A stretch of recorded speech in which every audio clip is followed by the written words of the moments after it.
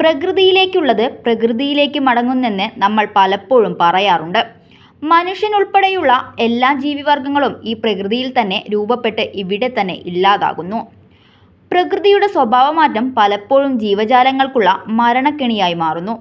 അഗ്നിപർവ്വത സ്ഫോടനങ്ങളും അതിതീവ്ര മഴയും കൊടുങ്കാറ്റുകളും അടക്കമുള്ള പ്രകൃതിക്ഷോഭങ്ങൾ മനുഷ്യരെയും മറ്റ് പക്ഷിമൃഗാദികളെയും ഒരുപോലെ ബാധിക്കുന്നു. പ്രകൃതിയുടെ പ്രവചനാതീതവും അസാധാരണവുമായ സ്വഭാവത്തെ ഒരു പരിധിവരെ മനുഷ്യൻ മറികടക്കാൻ ശ്രമിക്കുമ്പോൾ മറ്റ് ജീവജാലങ്ങൾക്ക് പ്രകൃതിക്കായി സ്വയം വിട്ടുകൊടുക്കുകയേ നിവർത്തിയുള്ളൂ.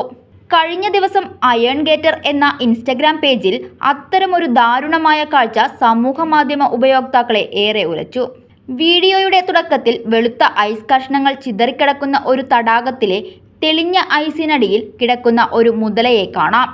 ക്യാമറ അനങ്ങുന്നതുകൊണ്ട് തന്നെ മുതലയ്ക്ക് ജീവനുണ്ടോ എന്ന കാര്യത്തിൽ നമുക്ക് ചെറിയ സംശയം തോന്നാം. എന്നാൽ വീഡിയോയുടെ മുകളിലായി എഴുതിയിരിക്കുന്നത് വായിക്കുമ്പോഴാണ് നമ്മൾ മറ്റൊരു സാധ്യതയെക്കുറിച്ച് ചിന്തിക്കുക.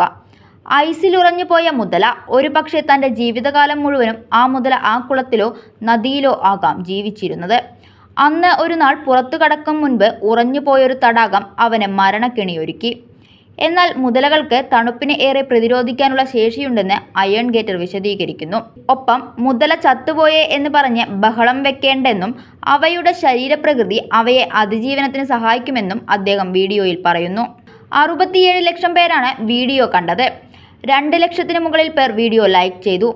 നിരവധി പേർ കുറിപ്പുകൾ എഴുതാനെത്തിയപ്പോൾ 10,000-ഓളം പേരാണ് വീഡിയോ പങ്കുവച്ചത്. ബഹളം വെക്കാത്ത ശാന്തരാകൂ, ഞാൻ ഓക്കെയാണ്, നിങ്ങളുടെ ശ്രദ്ധയ്ക്ക് നന്ദി, ഒരു കാഴ്ചക്കാരൻ മുതലയുടെ വാക്കുകൾ എന്ന രീതിയിൽ കുറിച്ചു. മറ്റു ചിലർ ഐസിന് മുകളിലായി തള്ളി നിൽക്കുന്ന മുതലയുടെ മൂക്കിനെ ഇടിക്കുമെന്നും വീരസം പറഞ്ഞു.